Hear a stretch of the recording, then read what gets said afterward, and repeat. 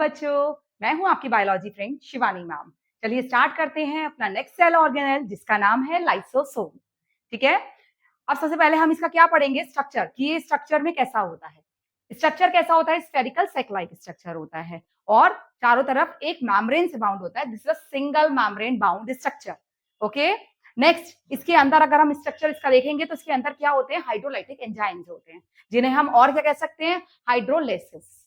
और ये एक स्पेसिफिक फंक्शन हुआ इसका कि they work in acidic pH. कोई आपसे पूछेगा कि जो हाइड्रोलाइसिस होते हैं inside the lysosome they are work in which kind of pH, तो आप बताएंगे this is they work in acidic pH. ठीक है, this is important one. Next, अगर हम लाइसोसोम का स्ट्रक्चर रिमाइंड करें कि लाइसोसोम बन कैसे रहे हैं, तो हमने लास्ट प्रीवियस लेक्चर में पढ़ा था कि जो हमारे लाइसोसोम्स हैं उनकी फॉर्मेशन कैसे होती है, आरईआर के थ्रू होती है। अब वो आरईआर के थ्रू कैसे हो रही है वो मैं आपको इसमें एक्सप्लेन करती हूँ। अब ये देखिए, सबसे पहले क्या है, ये हमारा न्यूक्लियस है। अब न्यूक्लियस से न्यूक्लियर मेम्ब्रेन है, भाई न्यूक्लियस है तो न्यूक्लियस के चारों ओर क्या होगी, न्यूक्लियर मेम्ब्रेन होगी। अब ये न्यूक्लियर मेम्ब्रेन के से अटैच हमारे स्ट्रक्चर कौन होते हैं, आप खुद रिकॉल करिए क्या होते हैं, दैट दे आर आरईआर। ठीक है, तो ये स्ट्रक्चर हमारा, ये स्ट्रक्चर क्या है हमारा, RER. RER is rough endoplasmic reticulum. अब इसके अंदर क्या है, हमारे रफ एंडोप्लाज्मिक रेटिकुलम के ल्यूमेन्स में क्या है, राइबोसोम्स हैं। उन राइबोसोम्स में क्या हो रहा है, प्रोटीन फॉर्मेशन हो रही है, और जो प्रोटीन्स हैं हमारे, वही हमारे आगे जाके क्या बना रहे हैं, एंजाइम्स बना रहे हैं, क्योंकि हमने पढ़ा हुआ है कि एंजाइम्स भी क्या होते हैं, प्रोटीन्स ही होते हैं।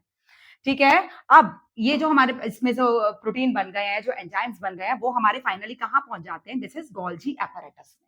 तो आप इस स्ट्रक्चर को क्या कहेंगे, दिस इज गोल्जी एपैरेटस। जीए लिख रही हूं मैं शॉर्ट में, आपको नोट डाउन सही से करिए, दिस इज गोल्जी एपैरेटस।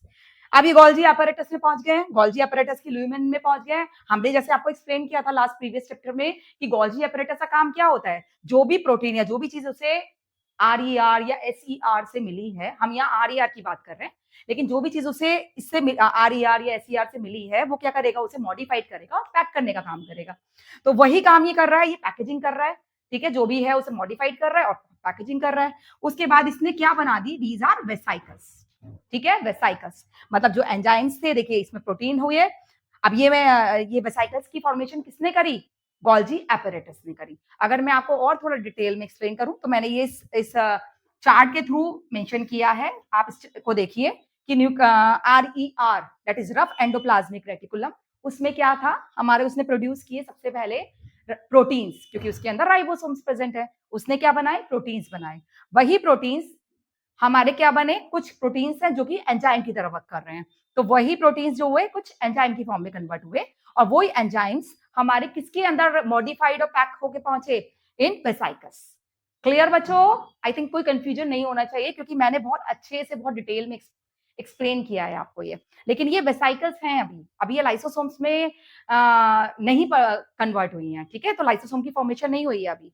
अब क्या हुआ, जैसे कि मैंने आपको लास्ट चैप्टर में बताया था कि ये आपको देखो, मैं ये बताती हूँ, इसमें इसके बाद हम इसे समझेंगे, क्योंकि अब ये तो कंप्लीट सेल है, ये मैंने एक सेल का एक एरिया आपको समझाया कि उसके अंदर कैसे वर्किंग चल रही है। अब हम अगर इस सेल को देखते हैं तो इस सेल के अंदर क्या है, ये हमारा न्यूक्लियस है, दिस इज न्यूक्लियस। न्यूक्लियस के चारों तरफ क्या है, ये आपको सोचिए क्या है, दिस इज आरईआर, क्योंकि हम आरईआर भी है, एसईआर भी है, लेकिन हम यहाँ पे किसके बारे में बात कर रहे हैं, आरईआर के बारे में बात कर रहे हैं।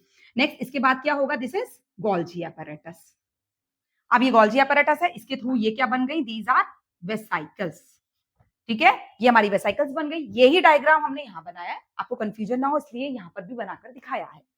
ठीक है, अब ये वेसाइकल्स हो गई, अब ये वेसाइकल्स बन गई। अब लेकिन ये क्या होता है, हमारी सेल के अंदर बहुत सारी मेटाबॉलिक रिएक्शंस चलती रहती है, जैसा कि वो भाई हमारी बॉडी में हम खाना खा रहे हैं, सब कुछ है, उसके बाद बहुत सारी मेटाबॉलिक रिएक्शंस चल रही हैं, रेस्पिरेशन भी हो रहा है, डाइजेशन भी हो रहा है, तो उनके थ्रू कुछ केमिकल्स बन रहे हैं।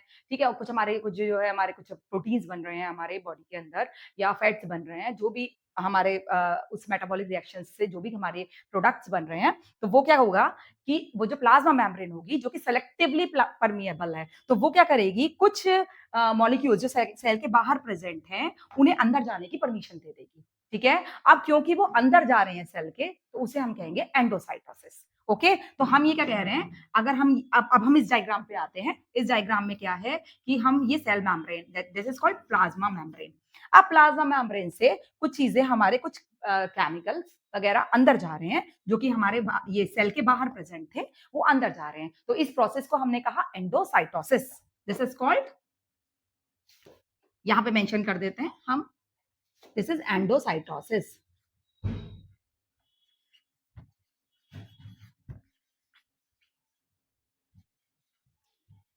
एंडोसाइटोसिस, एंडोसाइटोसिस मीनिंग मतलब कोई चीज बाहर से अंदर जा रही है, दैट इज कॉल्ड एंडोसाइटोसिस। अब ये एंडोसाइटोसिस हो गई, तो हमारी इसके बाद ये हमारी क्या बन गए, दिस इज कॉल्ड एज एंडोसोम्स, जिसके अंदर अपना ही कुछ प्रोडक्ट्स है जो कि सेल के बाहर से सेल के अंदर आए हैं, तो हम इन्हें क्या कहेंगे, दीज आर कॉल्ड एंडोसोम्स। ठीक है, अब ये जो हमारे एंडोसोम्स आ गए हैं और ये वेसाइकल्स आ गई हैं, अब ये दोनों फ्यूज कर जाएंगे, एंडोसोम प्लस वेसाइकल्स। जो वेसाइकल्स हमारी कहां से प्रोड्यूस हुई है, गोल्जी apparatus से। तो ये दोनों फ्यूज होकर क्या बनाएंगे, lysosome. This is all about the formation of a lysosome. Clear बच्चों, कोई कंफ्यूजन नहीं होना चाहिए। और इनकेस अगर आपको कुछ कंफ्यूजन है, कुछ है नहीं समझ में आ रहा है, कोई ऐसी चीज है जो आपको परेशान कर रही है, तो प्लीज आप मुझे कमेंट बॉक्स में मेंशन करिए, तो मैं आपको एक्सप्लेन करूंगी उसे अच्छे से। ओके बेटा, वो एरिया जो आपको नहीं समझ में आ रहा है, कोशिश करूंगी कि मैं उसे कवर करके उस पर भी वीडियो बनाऊं और आपको अच्छे से वो चीज समझ में आनी चाहिए। ठीक है, नेक्स्ट, अब हमारे को ये मैम मैंने आपको क्या एक्सप्लेन करी, the formation of a lysosome. अब नेक्स्ट हम चलते हैं, लाइसोसोम इज, ये सबसे इंपॉर्टेंट पॉइंट है, इस पर बहुत सारे क्वेश्चंस बनते हैं। Lysosome is called as a suicide bags.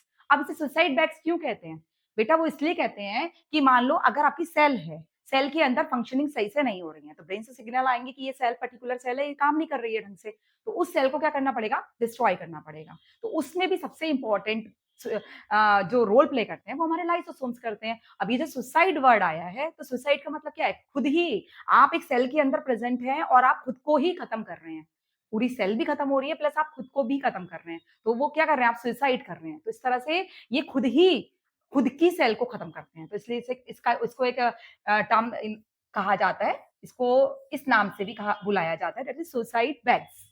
Okay, this is very important term. ठीक है, अब इसके बाद इसको ये किसकी वजह से हो रहा है, it causes by program death, मतलब कुछ सिग्नल्स आए हैं कि वो सेल वर्क नहीं कर रही है, तो क्या है कि उस सेल को डिस्ट्रॉय करना है, तो this is also called programmed death, कि मतलब डिसाइड हुआ, उसके बाद वो सेल डिस्ट्रॉय होगी। अब नेक्स्ट ऐसी ही ये वाली चीज हुई, इसके साथ मैं आपको एक चीज और एक्सप्लेन करती हूँ कि मान लो हमारी बॉडी के अंदर कोई सेल ऑर्गेनल है, वो ढंग से काम नहीं कर रहा है, तो अब लाइसोसोम का काम होता है कि वो जाए उस ऑर्गेनल से फ्यूज हो जाए और फ्यूज होके अपने हाइड्रोलाइटिक एंजाइम से उस ऑर्गेनल को खत्म कर दे।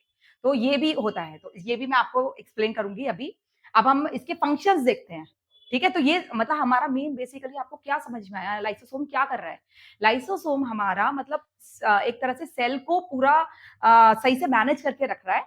वो कह रहा है कि अगर सेल में कोई भी चीज ढंग से काम नहीं करेगी, तो उसे कौन डिस्ट्रॉय करेगा, लाइसोसोम करेगा। और अगर वो पूरी सेल भी ढंग से काम नहीं करेगी, तो उसे भी डिस्ट्रॉय करने का काम कौन करेगा, लाइसोसोम करेगा। इसके लिए मैंने आपके लिए एक चार्ट और बनाया है, this is this one.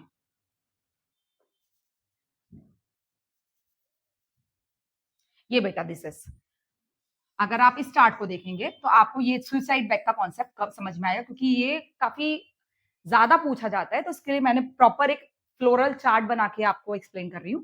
During the breakdown of the cell, lysosome burst. Suicide में कैसे हो रहा है कि मतलब अगर कोई भी सेल है जिसको ऊपर से ये हुआ है कि सेल की वर्किंग सही से नहीं हो रही है, अब इस सेल को खत्म हो जाना चाहिए, तो क्या होगा, during the breakdown of the cell क्या होगा, लाइसोसोम बस्ट, उसी सेल के अंदर क्या होगा, लाइसोसोम बस्ट हो जाएंगी। और उससे क्या होगा, लाइसोसोम के अंदर क्या है, हाइड्रोलाइटिक एंजाइम्स हैं, तो वो एंजाइम्स जो होंगे वो eat up their own cell. ये पूरा कॉन्सेप्ट है सुसाइड बैग्स का। ठीक है, तो they are work as a suicide bags, वो अपनी सेल को खत्म कर देंगे। ठीक है, वो हाइड्रोलाइटिक एंजाइम्स। नेक्स्ट हम आगे बढ़ते हैं, इसकी सिग्निफिकेंस या फंक्शन, सिग्निफिकेंस भी कह सकते हैं और इसके फंक्शंस भी कह सकते हैं। दिस इज फर्स्ट पॉइंट, अगर हम पढ़ते हैं तो this is destroy non functioning organism. जैसे कि मैंने आपको बताया, कोई भी ऑर्गेनिज्म अगर फंक्शन सही से नहीं कर रहा है, तो जाएगा उसके पास जाकर उससे फ्यूज होगा और फ्यूज होकर उसको डिस्ट्रॉय कर देगा। ठीक है, first point is clear. Second point is defence against the pathogen. अब मान लो जैसे हमने आपको ये एंडोसाइटोसिस एक्सप्लेन करी, एंडोसाइटिस में कोई साइटोसिस में कोई केमिकल भी अंदर आ सकता है सेल के, और हमारा क्या हो सकता है, कोई पैथोजन भी आ सकता है। मतलब जो हमें मान लो आपको कोई फीवर हो रहा है, कुछ हो रहा है, या कोई भी ऐसी कोई डिसीज हो गई है, कोल्ड कफ हो गया है, तो उसमें क्या कोई भाई कोई भी चीज हो रही है तो पैथोजन के थ्रू हो रही है, तो कोई भी पैथोजन हमारी बॉडी के अंदर एंटर करेगा, सबसे ज्यादा एक्टिव हो जाएंगे हमारे, जैसे आप कहते हैं ना इम्यूनिटी के लिए, इम्यूनिटी बैलेंस करने के लिए, तो हमारी डब्ल्यूबीसीज होती हैं, आरबीसीज होती हैं, ओ सॉरी डब्ल्यूबीसीज है, ल्यूकोसाइड्स है, वो क्या करते हैं हमारे जब भी कोई पैथोजन हमारी बॉडी के अंदर एंटर हुआ, सबसे पहले उसे फैगोसाइटोसिस करते हैं, मतलब उन्हें खाने का काम करते हैं। ओके, कोशिश पूरी रहती है, उसके बाद भी जो रह जाते हैं तो उनसे हमें इन्फेक्शन हो जाता है। तो डिफेंस अगेंस्ट द पैथोजेंस, ये चीज हम कहाँ देखते हैं, डब्ल्यूबीसीज में देखते हैं और ल्यूकोसाइट्स में देखते हैं, जैसा कि मैंने आपको एक्सप्लेन किया अभी। तो यानी कि डब्ल्यूबीसीज और ल्यूकोसाइट्स में क्या चीज होगी, लाइसोसोम्स प्रेजेंट होंगे उनकी सेल के अंदर। ठीक है, next point is in autophagy during the starvation. Starvation is a, starvation किसे कहते हैं, जैसे आप फास्टिंग करते हैं, आप नहीं खा रहे हैं बहुत ज्यादा, या फिर कोई रीजन है कि आप प्रॉपर खाना अपनी डाइट नहीं ले पा रहे हैं, तो आपकी बॉडी के अंदर जो स्टोर फूड होता है वो आपको एनर्जी प्रोवाइड करने लगता है, क्योंकि आपको सर्वाइव करने के लिए एनर्जी की जरूरत है, कोई भी काम करने के लिए एनर्जी की जरूरत है। तो ड्यूरिंग स्टारवेशन तो हमारा क्या करेगा, ये हमारा जैसे जैसे हमने पढ़ा लाइसोसोम, इसमें तो ये हो गया। अब हमारे सेल के अंदर जो प्रोटीन्स हैं या जो लिपिड्स हैं, फैट है ना, तो वो उनसे क्या करेगा, उनसे फ्यूज हो जाएगा, उनसे फ्यूज होके क्या करेगा, उनको डाइजेस्ट करने का काम करेगा, और वो डाइजेस्ट करने के बाद क्या बनाएंगे, एनर्जी बनाएंगे, सिंपलर मॉलिक्यूल में कन्वर्ट हो जाएंगे, एनर्जी रिलीज करेंगे। तो वो एनर्जी क्या होगा, हमारी बॉडी के लिए जो रिक्वायरमेंट है वो उसकी पूरी हो जाएगी। During starvation the lysosome work as autophagy, they fuse with the molecules, bigger molecules, and converted into simpler one and provide the energy to the cell. ठीक है, next in metamorphosis of frog, ये भी important है बेटा, कि मतलब Metamorphosis, Metamorphosis हमने पढ़ा था कि जो टेडपोल, अगर हम फ्रॉग के लार्वा की स्टडी करते हैं तो वो क्या होता है, टेडपोल होता है, टेडपोल फिर हमारा फ्रॉग में कन्वर्ट होता है, तो टेडपोल के पास टेल भी होती है, और टेडपोल जो ब्रीथ करता है वो गिल्स के थ्रू करता है, लेकिन जो हमारा फ्रॉग होता है वो हमारा जो ब्रीथ करता है वो लंग्स के थ्रू करता है, और उसकी टेल भी खत्म हो जाती है। तो यानी कि जब वो दोनों स्ट्रक्चर टेल एंड गिल्स ये दोनों खत्म हो रहे हैं, तो इनको खत्म होने में कौन हेल्प कर रहा है, लाइसोसोम कर रहा है। All these are the functions of lysosome. I think आपको बहुत क्लियर, मैंने बहुत अच्छे से आपको एक्सप्लेन किया है, जैसे मैं समझा रही हूँ, मेरे पढ़ाने का तरीका। तो प्लीज आप मेरे चैनल को लाइक करिए, सब्सक्राइब करिए, और जो नोटिफिकेशन है उसे भी ऑन रखिए, ताकि मैं जब भी कोई नई वीडियो अपलोड करूँ तो आपके पास वो नोटिफिकेशन पहुंचे। और thank you so much for watching my videos. Thank you.